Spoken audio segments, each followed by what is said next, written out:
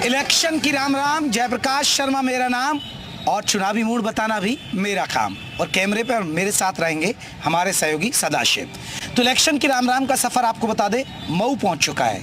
मऊ ज़िले के अंदर मऊ की बात करें तो मऊ लोकसभा सीट नहीं है, ये घोसी लोकसभा सीट के अंदर आती है जो मऊ की एक विधानसभा है।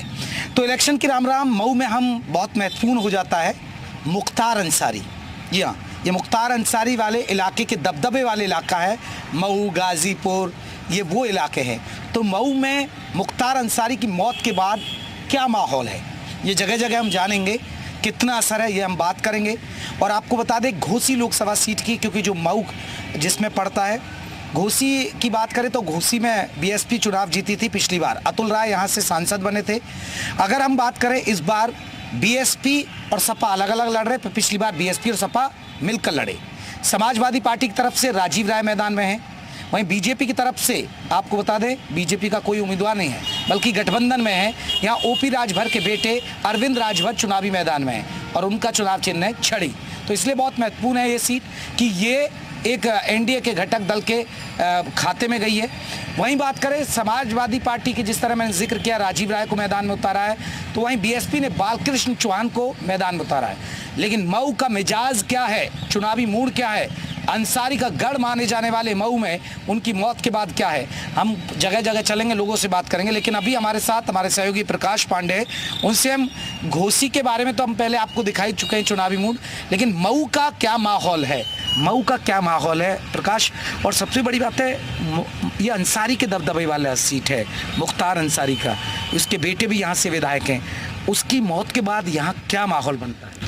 देखिए, अभी जिस इलाके में आप खड़े हैं, बिल्कुल माना जाए तो मुख्तार का यहाँ एक साम्राज्य, ऐसा साम्राज्य जहाँ मुख्तार जेल में बैठे बैठे चुनाव लड़ता था और चुनाव जीता, 5-5 बार चुनाव जीता। उसके बाद अपना साम्राज्य जो है वो बेटे के नाम विरासत दी, उसके बाद बेटे ने भी यहाँ से चुनाव लड़ी।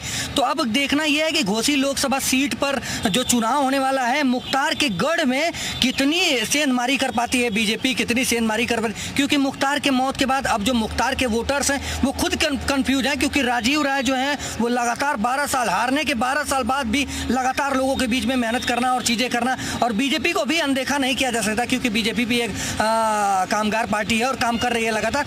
तो अब यहाँ के वोटरों के लिए थोड़ा सा पांडे एक बहुत बड़ा सवाल है, क्योंकि मुस्लिम तो एक तरफा ही जाएगा, क्योंकि उनके मुस्लिम यहाँ बहुत ज़्यादा है मऊ के अंदर। उनकी मौत के बाद आपको लग रहा है कि मुस्लिम बटेगा नहीं?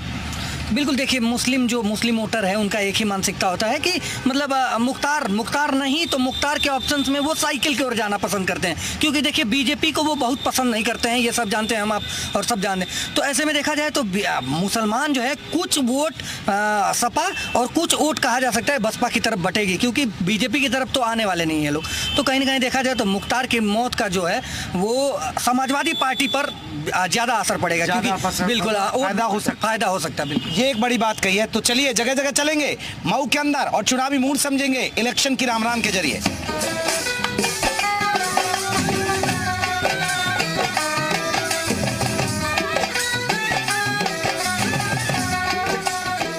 तो इलेक्शन की राम राम का सफर मऊ के अंदर चल रहा है और देखिए हम अदरी पहुंचे हैं, ये अदरी इलाका है, अदरी गांव के अंदर पहुंचे। यहाँ तमाम लोग हैं और ये आपको आवाज़ सुनाई दे रही होगी, हम पहुंचे हैं एक आम के बाग में और यहाँ आप चुनावी मूड को समझेंगे, क्या माहौल है, क्या मुद्दे हैं इस बार के चुनाव में।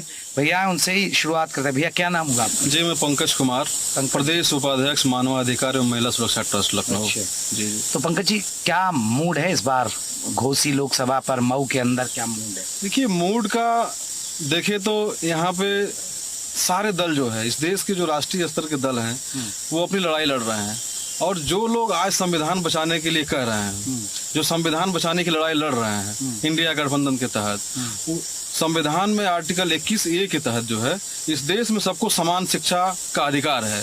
समान शिक्षा का अधिकार एक चपरासी का बेटा हो या राष्ट्रपति का बेटा हो, एक साथ सबको शिक्षा मिलनी चाहिए। लेकिन इन लोगों ने 2009 में आरटीई नाम का, राइट टू एजुकेशन नाम का एक कानून बनाया, और कानून के तहत जो है जो गुणवत्ता वाली शिक्षा थी उसको खत्म करके राइट टू एजुकेशन मतलब सबको शिक्षा का अधिकार तो दिया, लेकिन इस देश से जो एग्जामिनेशन था, जो 1 2 3 4 5 7 8 तक क्लास के बच्चों को जो एग्जाम होता था, इन कांग्रेस के लोगों ने खत्म कर दिया। और खत्म करने के साथ इस देश में जो स्टूडेंट है, स्टूडेंट की जो गुणवत्ता होनी चाहिए, जो एग्जाम क्रॉस करने की जो उनके अंदर क्षमता होनी चाहिए, वो एग्जाम आज क्वालिफाई नहीं कर पा रहा है, उसके अंदर जो है क्वालिटी वो डेवलप नहीं हो पा रही है। देखिए भैया बहुत महत्वपूर्ण जानकारी दे रहे हैं और बहुत ज्ञान रखते हैं।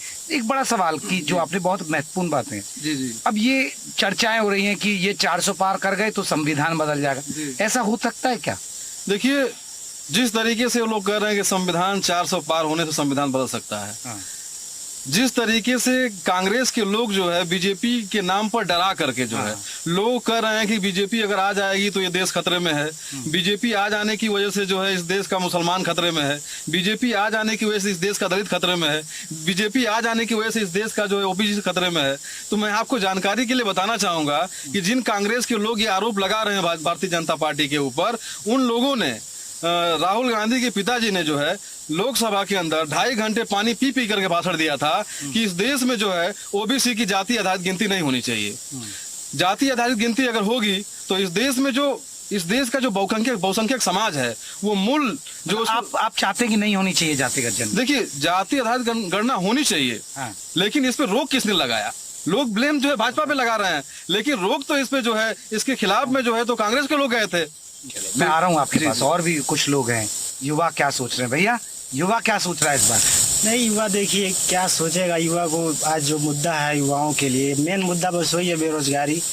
बड़े पैमाने पे एक आंकड़ा निकाला गया था, बड़े 80 नियर अबाउट या 70 ऐसे पैमाने पे युवा बेरोजगार हमारे देश में है।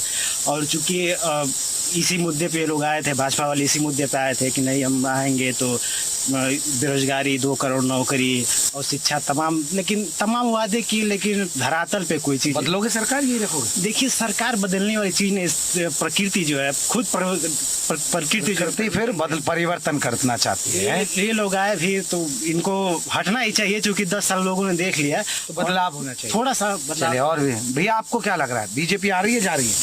नहीं जा रही। मोदी जी की हैट्रिक बनेगी? अरे बनेगी, क्यों नहीं बनेगी, बनेगी। या आपके दोस्त तो कह रहे बनेगी? अरे तो उनका विचार है। तो ये आपका विचार क्यों बन जाएगी? बनेगी भाई, जब सब कह रहा है तो बनेगी, तो हम भी कह रहे हैं बनेगा।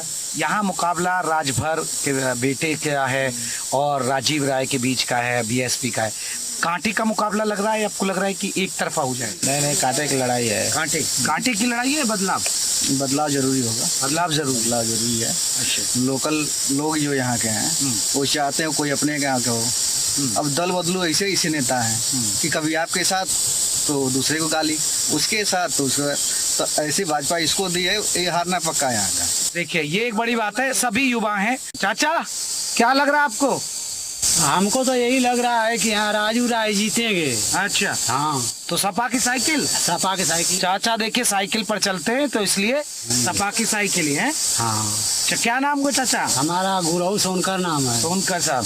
तो ओपी राजभर की तरफ नहीं देख रहा वोटर है? नहीं देख रहा है। अच्छा, तो यहाँ कास्ट पे वोट होगा या विकास के नाम से? नहीं, विकास के नाम से। मोदी जी, योगी जी ने कोई विकास नहीं किया? कोई नहीं किया, और सबको घर पर फांसी चढ़ा रहे हैं। अच्छा, तो कह रहे। एक बहुत बड़ा सवाल, यहाँ विकास के मुद्दे पर वोट होगा, कास्ट फैक्टर बहुत मायने, क्योंकि जगह जगह हम जा रहे हैं, तो आपको लग रहा है कि कास्ट फैक्टर बहुत मायने? देखिए सर, ये भारत जो है जातियों का देश है। विकास फैक्टर पे अगर समझ लीजिए कि अगर लोगों को वोट देना होता तो स्थिति कुछ और होती इस देश की, लेकिन ये जाति फैक्टर पे एक आइडियोलॉजी फैक्टर पे काम करती है। कुछ लोग कुछ जाति विशेष पे काम करते हैं और कुछ लोग जो है विचारधारा पे काम करते हैं, जो हिंदुत्व विचारधारा है उस पे काम करते हैं। तो यहाँ पे जो है कास्ट फैक्टर काम करेगा। Caste factor? जी। ये अब आप किधर जा रहे हैं सर? ये तो हमारी विचारधारा है। ये राज नहीं खोल रहे हैं। जी, ये तो हमारा व्यक्तिगत मामला है। वोट का अधिकार जो हमारा